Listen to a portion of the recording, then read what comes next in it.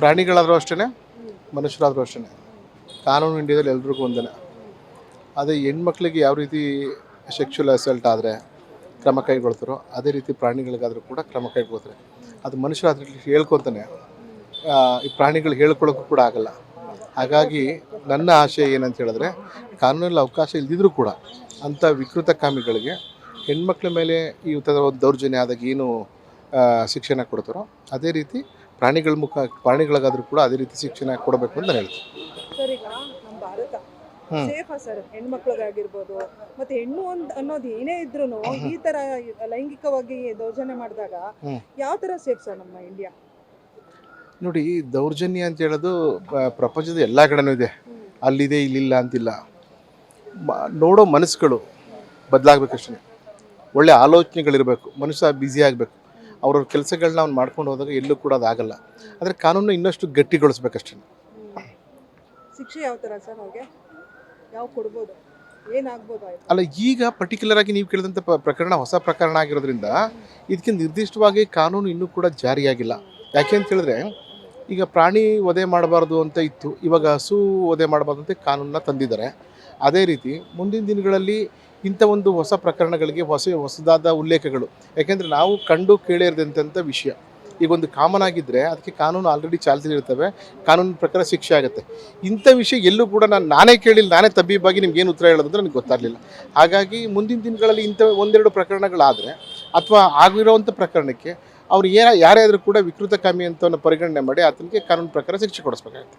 ದಿನದಿಂದ ಹಸು ಮೇಲೆ, ಮೂಕ ಪ್ರಾಣಿ ಮೇಲೆ ಲೈಂಗಿಕ ದೌರ್ಜನ್ಯ ಆಯಿತು. ಇಂಥ ನೀಚನಿಗೆ ಯಾವ ಥರ ಶಿಕ್ಷೆ ಆಗಬೇಕು ಅಂತ ಹೇಳ್ತೀರಾ?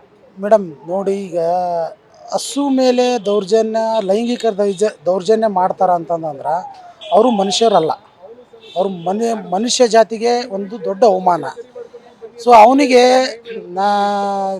ಜನ ಏನು ಹೇಳ್ತಾರ ಅಂದ್ರೆ ಆ ರೀತಿಯಿಂದ ಅವನಿಗೆ ಮರಣದಂಡನೆ ವಿಧಿಸಬೇಕು, ಒಂದು ಅವನಿಗೆ ಕಂಡಲ್ಲಿ ಗುಂಡಿಟ್ಟುಕೊಳ್ಬೇಕು ಅನ್ನೋದು ನಂದು ವಿಚಾರ. ನಾವು ಒಂದು ಹಸುವನ್ನು ಗೋಮಾತೆ ಅಂತ ಪೂಜೆ ಮಾಡ್ತೀವಿ. ಪೂಜೆ ಮಾಡುವಂಥ ದೇವತೆಯನ್ನೇ ಇವ್ರು ಲೈಂಗಿಕ ಇದರಿಂದ ನೋಡ್ತಾರೆ ಅಂದಾಗ ಅವರು ಮನುಷ್ಯರಾಗಕ್ಕೆ ಲಾಯಕ್ಕಿಲ್ಲ, ಅವ್ರ ಮನುಷ್ಯತ್ವ ಇಲ್ಲ, ಅವ್ರನ್ನ ಗುಂಡಿಟ್ಟು ಕೊಲ್ಲಬೇಕು ಒಂದು, ಇಲ್ಲ ಮರಣದಂಡನೆ ಮಾಡಬೇಕು ಅನ್ನೋದು ಒಂದು ನಂದು ವಿಚಾರ.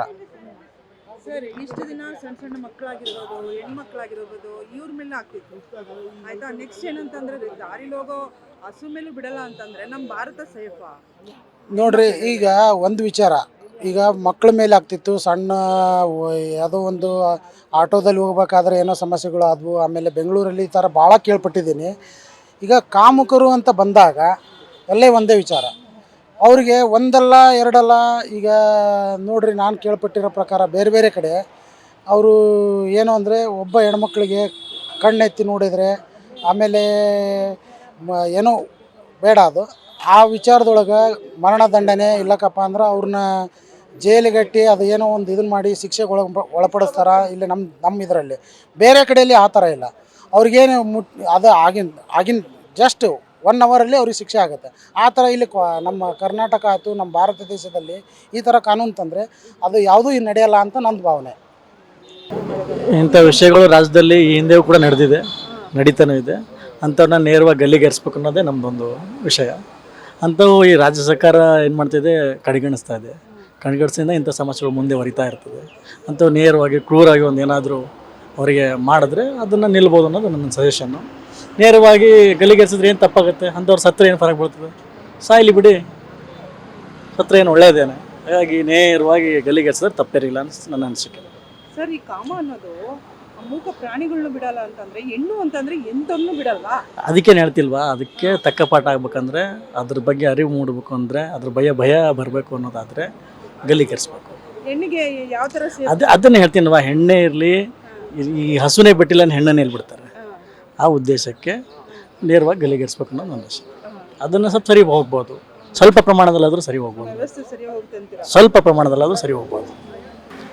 ಜೀವಾದಿ ಶಿಕ್ಷೆ ಕೊಡ್ಬೇಕು ಮೇಡಮ್ ಅಂಥವ್ರಿಗೆ. ಯಾಕಂದರೆ ನಮ್ಮ ಕರ್ನಾಟಕದಲ್ಲಿ ಅದು ಏನಾಗಿಬಿಟ್ಟಿದೆ, ಒಂದು ಥರ ಹೆಣ್ಮಕ್ಳಿಗೆ ಏನೂ ಒಂದು ಸ್ಪೆಷಲಿಸ್ಟ್ ಇಲ್ಲ. ಅದಕ್ಕೆ ಅದನ್ನು ಆದಷ್ಟು ಸಾಧ್ಯ ಆದಷ್ಟು CM ಅವರು ಅದ್ರ ಮ್ಯಾಗ ಮನಸ್ಸು ಮಾಡಿ ಅದನ್ನು ಒಂದು ಅವ್ರಿಗೆ ಕಠಿಣ ಶಿಕ್ಷೆ ಕೊಟ್ಟರೆ ಒಂದು ಯೋಗ್ಯ ಅಂತ. ಮುಂದೆ ಯಾರಿಗೂ ಹಿಂಗೆ ಮಾಡಬಾರ್ದು ಅಂತ ಒಂದು ವಿಚಾರ ನಮ್ಮದು. ಸರ್, ಈಗ ಅವ್ರಿಗೆ ವಿದ್ಯಾಭ್ಯಾಸಕ್ಕೆ ಏನು ಕೊರತೆ ಇದೆ ಸರ್? ಯಾವ ಕೊರತೆಯಿಂದ ಅವ್ರು ಈ ಮಟ್ಟಕ್ಕೆ ನೀಚ ಮಟ್ಟಕ್ಕೆ ಇಳಿತಾರೆ ಸರ್? ಏನದು ಅವರು ಒಬ್ಬೊಬ್ಬರ ಹ್ಯಾಬಿಟ್ ಅದು. ಹೆಣ್ಮಕ್ಳು ಅಂದರೆ ಒಂದು ಕೀಳು ಮಟ್ಟ ಭಾವನೆಯಿಂದ ಒಬ್ಬೊಬ್ಬರ ಹ್ಯಾಬಿಟು. ಅದಕ್ಕೆ ಅಂಥವ್ರಿಗೊಂದು ಕಠಿಣ ಶಿಕ್ಷೆ ಆದರೆ ಮುಂದಿನ ಅಂಥವ್ರಿಗೊಬ್ಬರಿಗೂ ಏನೂ ಅದು ಆಗಬಾರ್ದು ಅಂತ ನಮ್ಮ ಒಂದು ವಿಚಾರದಲ್ಲಿ.